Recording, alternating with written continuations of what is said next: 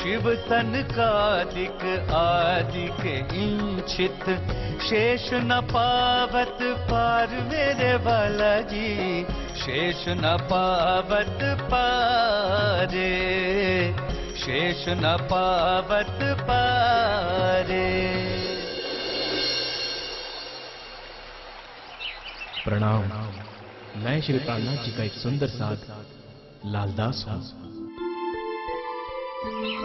मैं कौन हूँ, कहाँ से आया हूँ, मेरा निज स्वरूप क्या है, सच्चिदानंद परब्रह्म कहाँ है, कैसा स्वरूप है उनका और उन्हें पाने का वास्तविक मार्ग क्या है। तारतम ज्ञान के अखंड प्रकाश में इन प्रश्नों का अनायास ही समाधान प्राप्त हो जाता है और साथ ही सभी धर्मों का आपसी विरोध भी हमेशा के लिए समाप्त हो सकता है। जब मानव इस अनंत सृष्टि को निहारता है तो वो अपने सृजनकर्ता से प्रभावित हुए बिना नहीं रह पाता। वो ये सोचने पर विवश हो जाता है कि इस अनंत नक्षत्रों को किसने आकाश में स्थापित किया है, उनमें गति कहां से आ रही है। असंख्य प्राणियों की उत्पत्ति, पालन पोषण तथा मृत्यु किस प्रकार से संचालित होती है।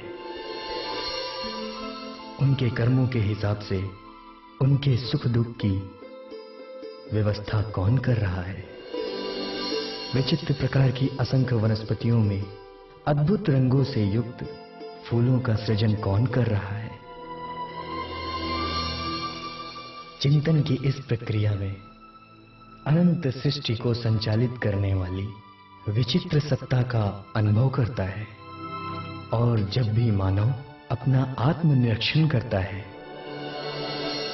तो पाता है कि वो कभी बालक था जो आज युवा हो चुका है और कुछ समय बाद वो बूढ़ा होकर मृत्यु को पाएगा।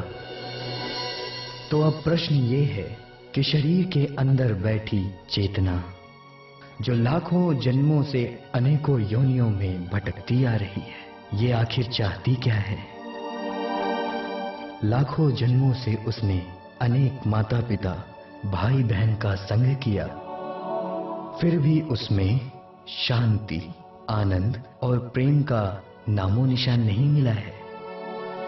जब भी मन में ये जिज्ञासा उठने लगी कि मैं कौन हूं, कहां से आया हूं और जब मैं ये शरीर छोड़ूंगा तब मुझे कहां जाना है, और मेरी आत्मा का प्रियतम कहां है, कैसा है,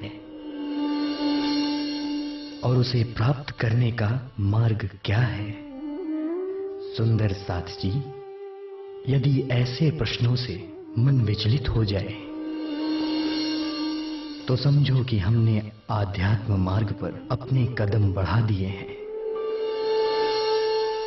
और फिर उसके बाद एक प्रश्न और उठता है, वो कि अपनी आत्मा के प्राणवल प्राण प्रियतम को कैसे जाना जाए, कैसे उनका साक्षात्कार कर अपने हृदय धाम में बसाया जाए।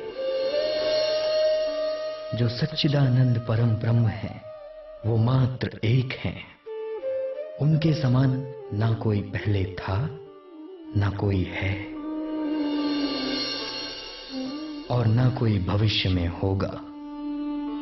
एक सच्चा और आध्यात्मवादी वही है जो एक अद्वितीय सच्चिदानंद परब्रह्म की उपासना करे, उनका ध्यान करे। प्रणाम।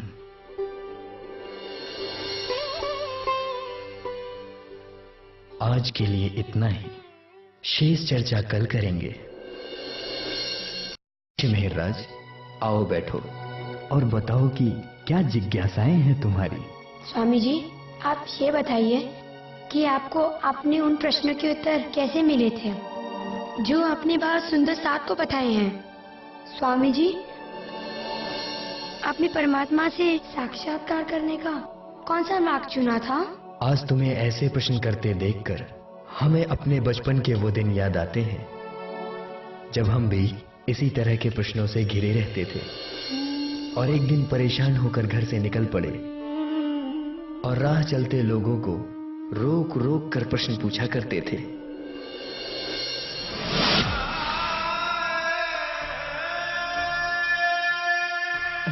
संभल के बेटा, तुम्हारा ध्यान कहाँ है? क्षमा चाहता हूँ काका, मैं कुछ सोच रहा था। क्या सोच रहे थे बेटा? यही कि परमात्मा कहाँ है और उनका स्वरूप कैसा है। बेटा, परमात्मा सर्वव्यापी है, वे जगत के कण कण में समाये हुए हैं। अच्छा, तो उनका साक्षात्कार कैसे किया जाए? बेटा, उनके दर्शन करना इतना आसान नहीं है। अगर तुम परमात्मा के दर्शन करना चाहते हो तो मंदिर जाओ और भक्ति करो। यदि तुम्हारी भक्ति, तुम्हारी प्रार्थना सच्ची होगी तो परमात्मा एक ना एक दिन तुम्हें अवश्य दर्शन देंगे।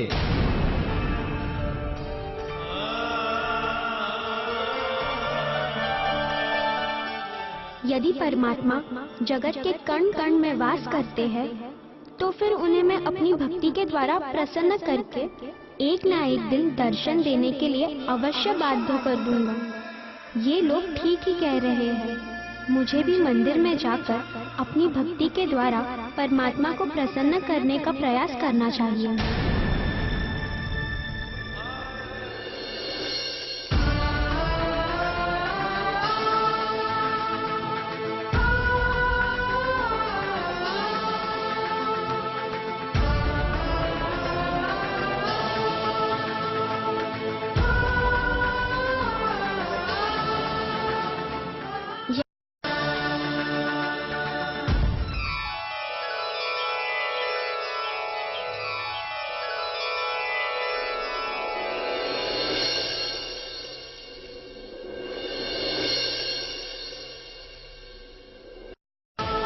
हाँ, ये ठीक रहेगा। किसी और के आने से पहले मुझे स्नान कर मंदिर पहुंच जाना चाहिए ताकि मैं एकांत में एकाग्र चित्त होकर ठीक तरह से भक्ति कर सकूंगा। तभी तो प्रभु प्रसन्न होंगे एवं मुझे दर्शन देंगे।